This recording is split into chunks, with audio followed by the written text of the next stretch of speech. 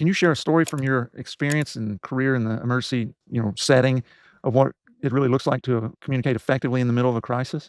One situation that comes to mind, tough situation, sort of the nightmare situation working in the emergency department. I got notification working one shift that there had been a mass shooting in the area. And the first thing that happens is your heart rate speeds up. But that's when the experience really kicks in because you can't just sit there.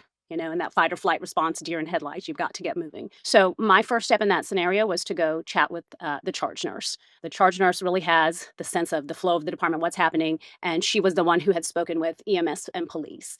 And the first thing I wanted to know in that scenario, what do we know? What do we not know? So in this situation, we knew that 10 people had been shot. But for example, we didn't know how many had made it, how many would be coming to our hospital. So a lot of uncertainty. So once I got that initial information and she and I had conferred, my next step was a cascade of really targeted communication. So one, making sure our hospital leadership was aware. Two, mobilizing people. You know you need extra sets of hands. You don't know how many, you don't know where you need them at just yet, but making sure we've got people ready to go. Making sure we're clearing space. So clearing off the X-ray and CT scanner. If there are patients who are stable, moving them out of the area, and then pulling the team together. And that was really the next step.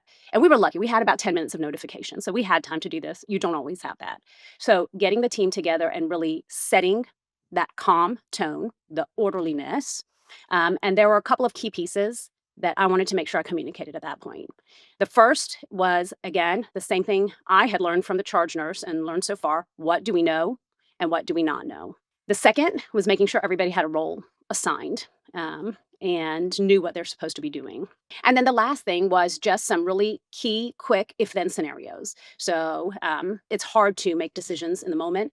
There's a lot of information coming at you, and it just simplifies a few things. And some things, not everything's predictable, but there are a couple of things might happen. And so, we did that. That was all prep. At that point, we had patients starting to roll in. That's where we're really shifting to that like calm, clear, directive language, making sure we're doing closed loop communication.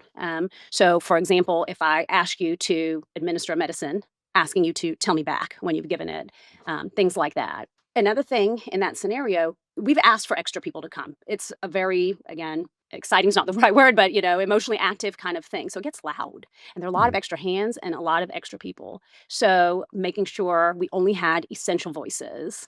And if there are extra people, extra hands, assigning them something else that could be helpful, but not in that moment, not in those treatment spaces. Really, at the end of the day, is trying to create order out of the chaos Mhm. of the moment.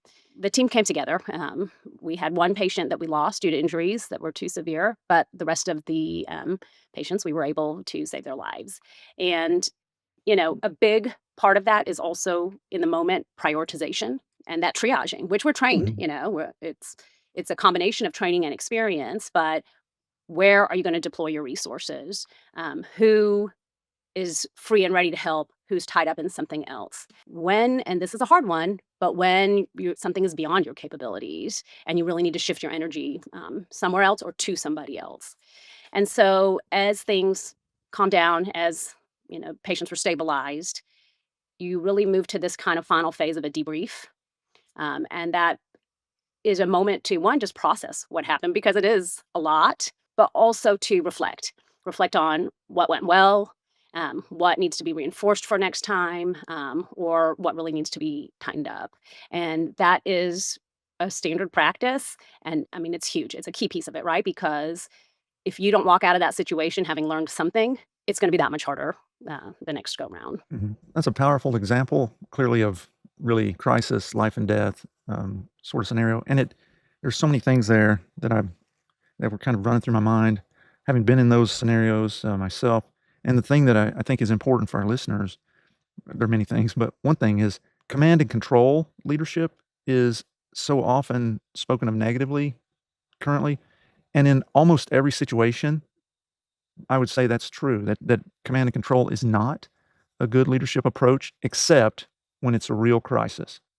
When it's a real crisis, you need to be able to say, "Hey, I need you to do this thing," and not have somebody debating or whatever. There's no time for that. Mhm. I think that what people often miss this is true in people that don't understand the military or other situations, is that it's all of that relationship building long before that crisis moment, so that people know you take their inputs with value, you value them as a team member, you're there to help them, elevate their performance and so forth. And there's trust and there's relationships, so that in that moment when you say, I need you to do X, they know this person, I can trust them, I believe in them, they wouldn't ask me to do this unless it was really important, and then they can move forward doing that. And so I think crisis communication, effective crisis communication is built on that. Does it look like command and control? It does, because a lot of times it is, but it's built on so much more that preceded that day when you got that Mhm. call. We've had a mass casualty.